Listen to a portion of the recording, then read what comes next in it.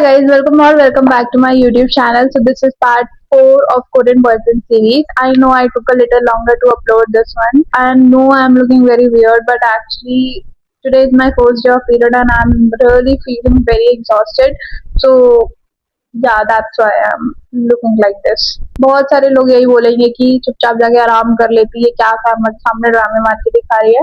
But I kept thinking that I should finally complete the story and finish the part properly because I know so many of you have been waiting for it. Also, before we start, I want to say a huge thank you to everyone whosoever commented on my post, and thank you so much यार everyone. मैंने सबके comments पढ़े and सबने बहुत अच्छे अच्छे comments किए हुए थे मेरे सपोर्ट में. बट ऑनेस्टली मुझे अब उन सब चीज़ों से फर्क नहीं पड़ता.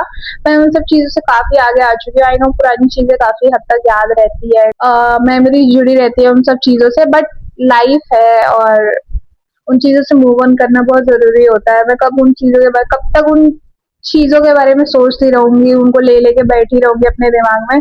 मुझे अपनी लाइफ में आगे बढ़ना होगा and I genuinely appreciate every single one of you. Before we start, I wanna reply few of the comments. तो मुझे एक comment आया होता है ये वाला, तो मैंने अपनी फर्स्ट वीडियो में बोला हुआ था कि वो ट्रांसलेटर यूज करता था. अब नाउ द पॉइंट इज, कोई इतना डम नहीं होता है जिसको इंग्लिश नहीं आती है. ऑब्वियसली कोरियंस को भी इंग्लिश आती है, बट द थिंग इज जैसे हम लोग फ्लुएंट होते हैं वैसे वो नहीं बोल पा रहा था. आई डोंट नो उसकी इंग्लिश वीक होगी या पता नहीं क्या इशू था, बट वो फ्लुएंटली नहीं बोलता था.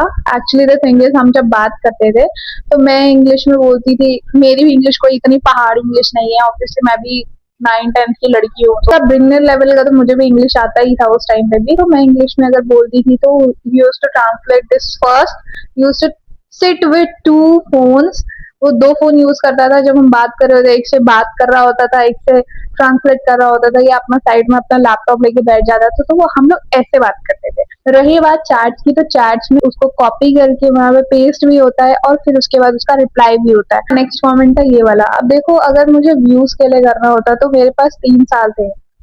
3 साल हो चुके हैं इस बात को, 3 से या 4 साल तो हो ही चुके हैं. अगर मुझे ये चीज पहले करनी होती तो मैं ये चीज की स्टोरी पहले भी बना चुकी होती. मैंने ऑब्वियसली अपना कंटेंट चेंज किया, मैंने काफी चीजों पे स्विच किया.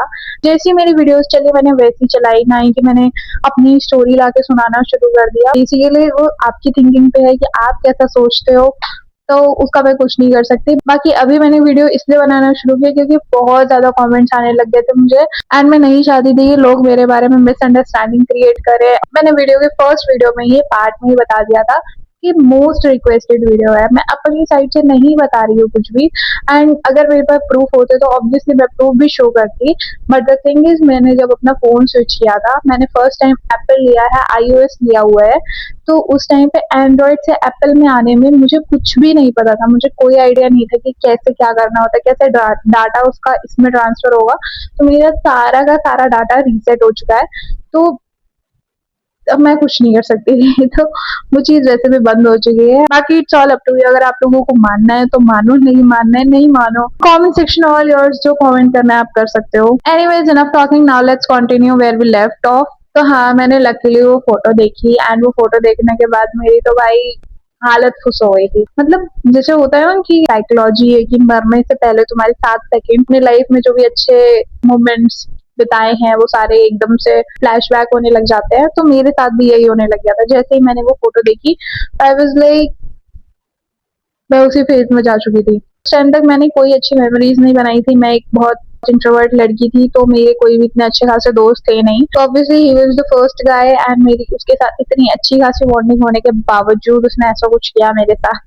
वो चीज मेरे दिमाग में एकदम से ना पूरी की पूरी फ्लैश बैक होने लग गया. सारे मूवमेंट्स आ रहे हैं हमारे कि क्या हमने बातें करी थी, क्या ये ऐसा क्यों किया, यही सब मेरे दिमाग में ना एकदम से ना आने लग गया था. मैंने बहुत सोचा उससे कन्फ्रंट करना चाहिए या नहीं करना चाहिए. तो उस टाइम मैंने इतनी जल्दी कोई डिसीजन लिया नहीं. उस फोटो को देखने के बाद ऑनेस्टली मैंने थोड़ा टाइम लिया क्योंकि मुझे समझ ही नहीं आ रहा था कि अब इसके बाद मैं क्या करूँ. लाइक मैं नेक्स्ट स्टेप क्या लूँ अपना, या ये सब यही खत्म कर दूं. क्योंकि कहीं ना कहीं मैं उससे इतना ज्यादा अटैच हो चुकी थी ना कि ये सब करना भी ना बहुत टफ लग रहा था. कि मतलब काफी लोग मेरे से रिलेट करेंगे जिनका भी ब्रेकअप हुआ होगा. कोई एक पर्सन तुम्हारी लाइफ से ऐसे जा रहा है, जाते हुए तुम उसको देख रहे हो।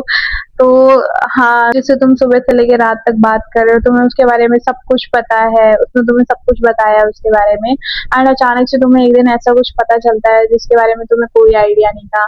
तो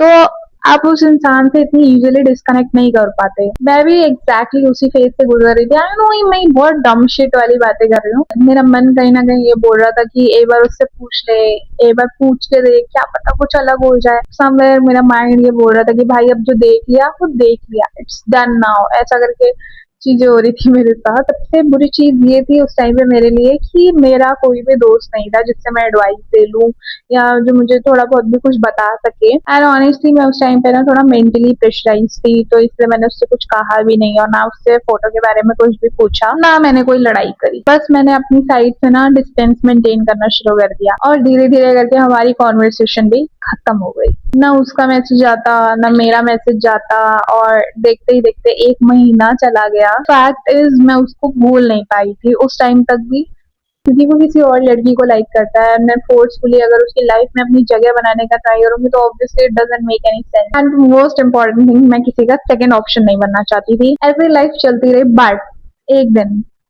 आई डोंट नो कैसे उसका बहुत रैंडमली टेक्स्ट आया, वो 2 वर्ड्स। उसका टेक्स्ट आया, भाई मेरी तो फिर से एक्सपेक्टेशन जैसे पहाड़ों पे चढ़ गई ना कि अरे भाई मेरा तो बंदा मेरे साथ ही है, मैं तो गलत ही सोच रही थी, ये तो मुझे टेक्स्ट करेगा। बट जब मैंने चेक किया ना तो उसके अंदर लिखा हुआ था, तो उसमें ये लिखा हुआ था, marry me, marry me, marry me. उस टेक्स्ट को देख के भाई मैं इतना ज्यादा कंफ्यूज हो गई ना कि ये बंदा चाहता क्या है। मतलब वो खुद तो हो गया है, ठीक है, उसकी एज मान लो हो भी चुकी है, मैं तो बच्ची हूं ना भाई, मेरे तो। फिर मैंने सोचा एक्सक्यूज मी, इतने महीनों के बाद इसको मेरी याद आ रही है।